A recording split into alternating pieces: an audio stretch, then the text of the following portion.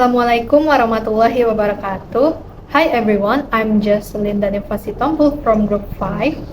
In this video, I'm going to briefly summarize regarding to my group's essay writing project titled Three Phases of Learning in the Digital Era: Natives, Adapters, and Traditionalists. And then I will also share my personal contribution and what I learned throughout the process. First, about our essay. Our essay is written as a classification essay, which means the main idea is organized by grouping people. In our essay case, is the learners or the students into categories based on their characteristics.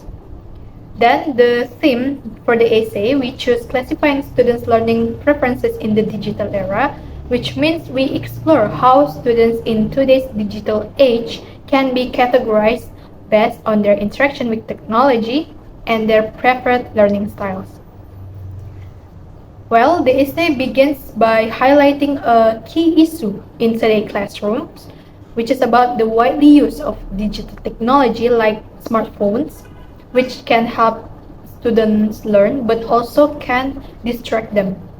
This raises an important challenges for educators or teachers about how to use technology effectively without harming students' focus or academic performance.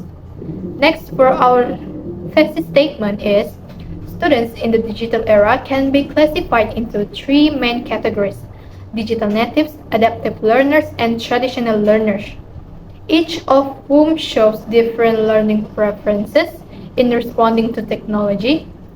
Thus, educators need to adjust their approaches to meet these diverse needs. Based on it, we classify learners or the students in the digital era into three types or three classification on the body paragraph. First classification is about digital natives. They are highly familiar with technology. They prefer visual and auditory learning through platforms like YouTube or podcasts. And then, however, they often struggle with focus because they tend to multitask during learning. And then the second classification is about adaptive learners. They combine both traditional and digital methods.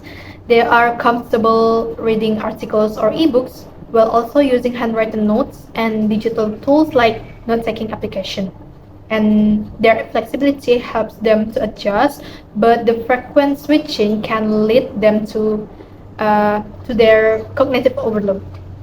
And for the third or the last classification is about traditional learners.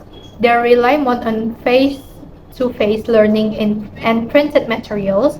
They may feel less comfortable with digital platforms, but their preference for hands-on structured learning environments remain important, especially in reminding us not to overly depend on technology. So by classifying these students' interaction with technology, we can understand their learning needs better. This helps teachers design learning activities that actually work for each group instead of using one-size-fits-all methods.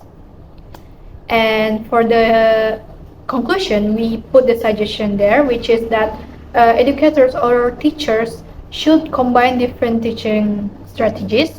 For example, using AI tools for digital natives, blended learning style for adaptive learners, and keeping on non-digital options available for traditional learners.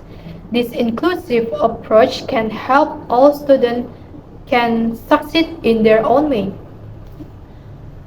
Okay, next about my progress and contribution. As one of the group members, especially in responsibility for editing, I work on organizing the layout and structure of the essay.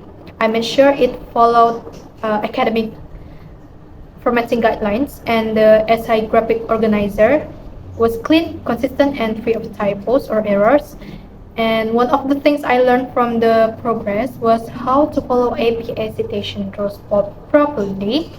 I discovered that APA has many specific rules depending on the search type and number of authors and etc. And also I learned how to apply this both in text citation and the references list, especially formatting details like using italics, capitalization, and how to cite missing or unclear information. And then for the challenges faced, I also faced some difficulties like in paraphrasing, especially when some parts were detected for plagiarism even though they were already cited or paraphrased. It pushed me to change specific ideas without losing the information. Also for the grammar was another challenge, but I managed it with help from tools like Quillboot and any other tools like AI. And lastly, through this project, I became more familiar with classification essay, of course, and then the use of APS style formatting, and then the editing process in general. I learned that small details like layout, citation, and paraphrasing can really affect the quality of academic writing. And besides that, I also learned the importance of group work, of course. Okay, so well, that's a bit of what I've learned and experienced from this essay writing project. Thank you for listening. Wassalamualaikum warahmatullahi wabarakatuh.